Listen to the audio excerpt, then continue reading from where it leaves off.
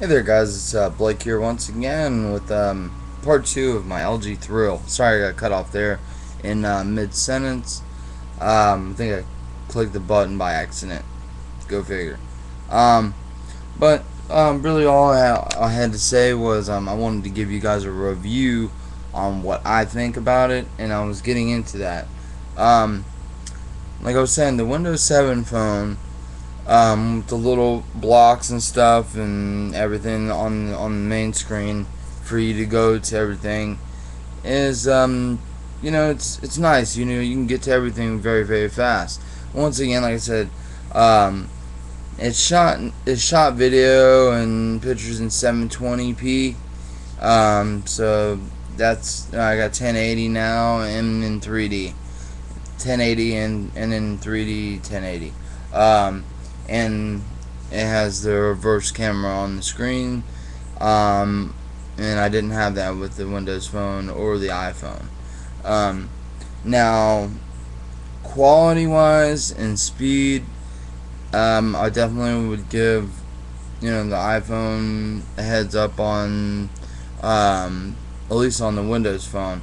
Now my Android, it's fast. The whatever they have in here, it works. Needless to say, I think it's got gingerbread. I'm not really sure. I'm not down with the lingo yet with when it comes to Android. I just seen what was out there whenever I was doing the jailbreaks and stuff with my iPhone 3G. I saw a lot of stuff going on with the Android, and at that time I was just head over heels for Apple, and was cool where it was at. I owned that phone, the Apple 3G, for about 4 to 5 years before I gave it up to my brother, and the phone still works to this day, no problems really at all. Other than the top button on the phone to turn it off and stuff, it works when it wants to. But you know what I mean. This phone comes with a micro SD inside of it, so I got it charging too. So, the battery, I'm bringing me to the battery. The battery on it is awesome. I would say it's better than my iPhone 3G. Simply for the fact that I don't know, the battery is stronger or whatever. I don't know. The difference there. Maybe you guys can answer that question for this video, but yeah, the processor speed on this is a little bit faster. Definitely faster with the 4G, and having fun with that. Being able to jump online and be almost at Wi-Fi speeds. Almost at Wi-Fi speeds. Now, my Windows 7 phone, the colors on it were kind of dull, and you didn't have very many options. As far as your wallpapers and stuff, you were limited. Could not put ringtones on it. Could not watch YouTube. No flash in it. Which everything I just listed there, the iPhone's got. You can watch videos on the iPhone all day long, just like you can with this Android. I wouldn't probably own another Windows phone. They're just like the Mac of PC versus Mac. You know what I mean? It's like simplified. But PC's got a lot of shit you can get and use and do a lot of. The micro SD card, you had to like format it and everything. I didn't even want to fuck with it. I'm sorry about my language, but I didn't want to get into it with that phone, simply for the fact that I used it for what it was, and I really didn't have like quick ways to get the Wi-Fi. You had to go through the settings and everything. I'd say on the smartphones, it was on the bottom of the barrel, but it worked fine for me. I had it for almost 2 years. I used that phone, and I lived with just having like regular AT&T ringtones, no call ringback tones for me, Still having a little bit of trouble with that with the Android. I don't know. I'm still trying to figure that out, how to get ringback tones, but I can live without that.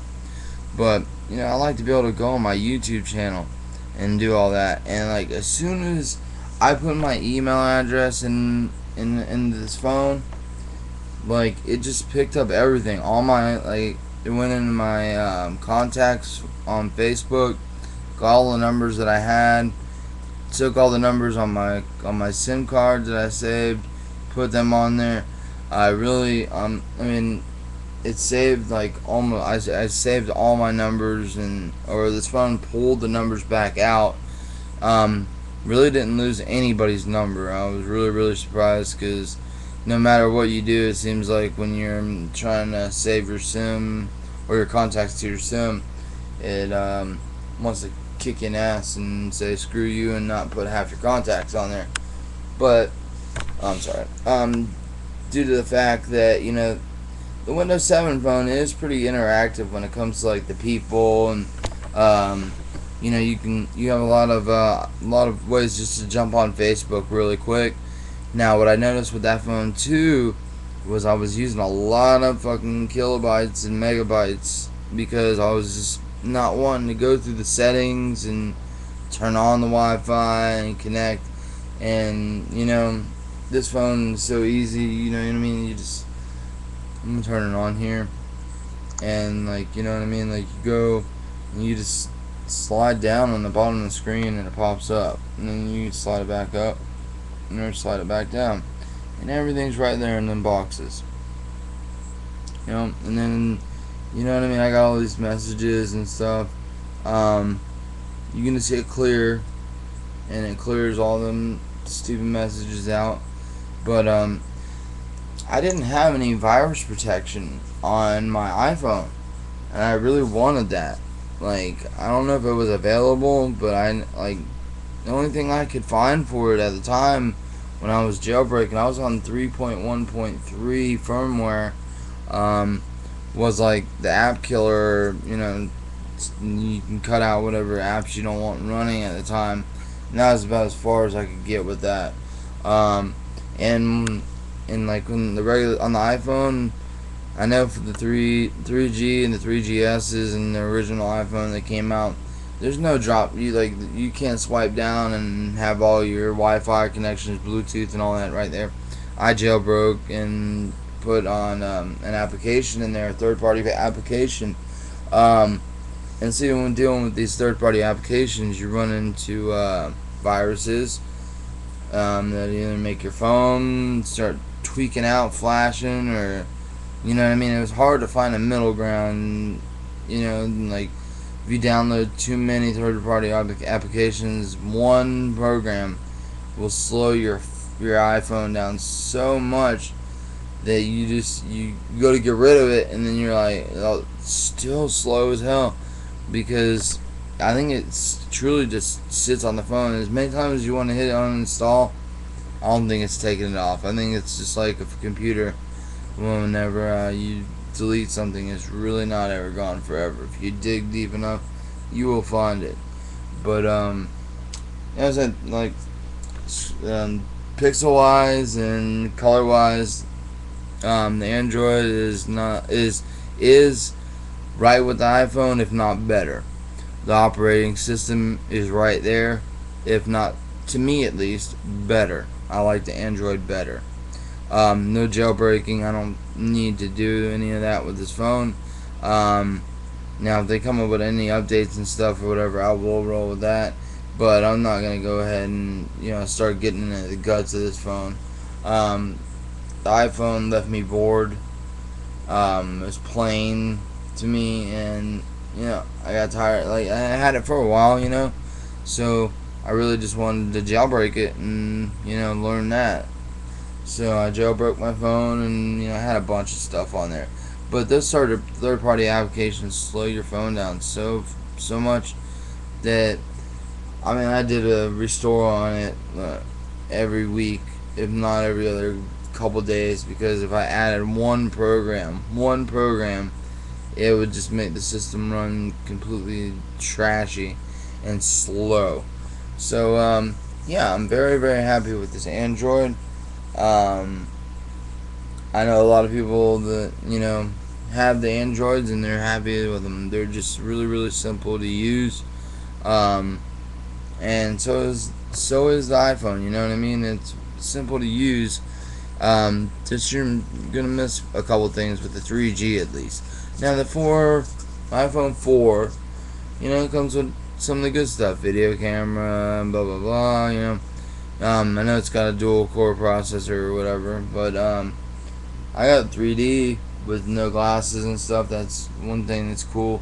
Even though it makes me spin when I stare at it too long, but at 1080p, just shooting a regular video is awesome. You know what I mean? At 1080, yeah, nice HD. And with the 4G speeds that we get around here now with this new tower, really makes it worth it. Um, this is the, like I said, I have the ballistics case for this phone, um, on which I love.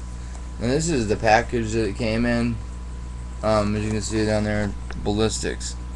Now, I bought this case off of eBay, brand new, of course, brand new. $10. Now, I'm not quite sure how long the Thrill has been out, but I'm pretty sure it popped out whenever all the 3D phones started coming out, right after the Evo, and I forget what other models were 3D, but this phone was that much dollars. $35 for this case at an AT&T store, and I almost shelled it out. I went to an AT&T main store, and this is the case that he recommended to me. The one that he had was in, I forget what color. I think it was gray and black.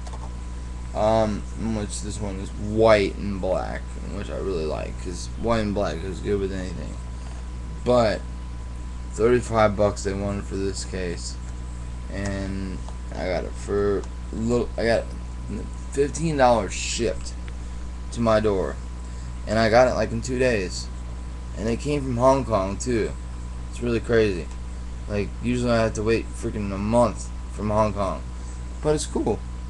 I showed you the other two cases that I have for the phone, but the ballistics will be staying on there.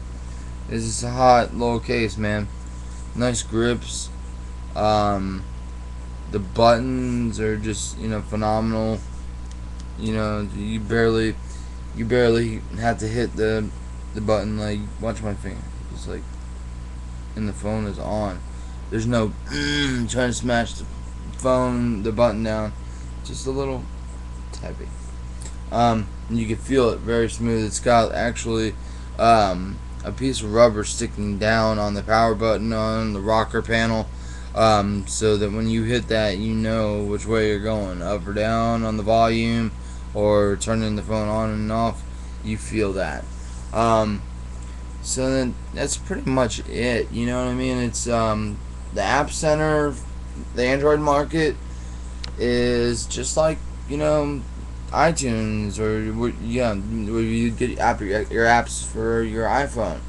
But when it comes to the Windows phones, it really can't compare to the other two, the iPhone and my Thrill, as far as smartphones. Now the thing with the Samsung Focus that I had with the Windows 7 or Windows based, was it they did a lot for Facebook. That was really it, and really they really didn't do a ton with Facebook. I mean, they had the Messenger, and they do regular Facebook, but the thing about it was that I really like is that you just swiped over in your people and your friends, and you could go right down the list and see who is on or whatever.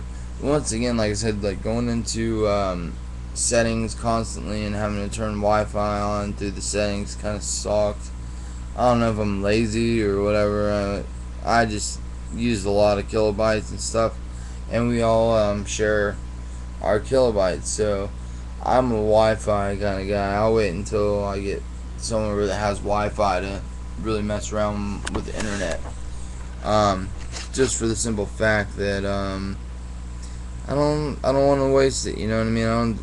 You go over fucking for 20 minutes of using the internet, and you go over on the phone. It's like freaking. I'm just gonna say off the wall, like maybe $60-$70 or something. You know what I mean? I've been there, done that throughout the years with cell phones.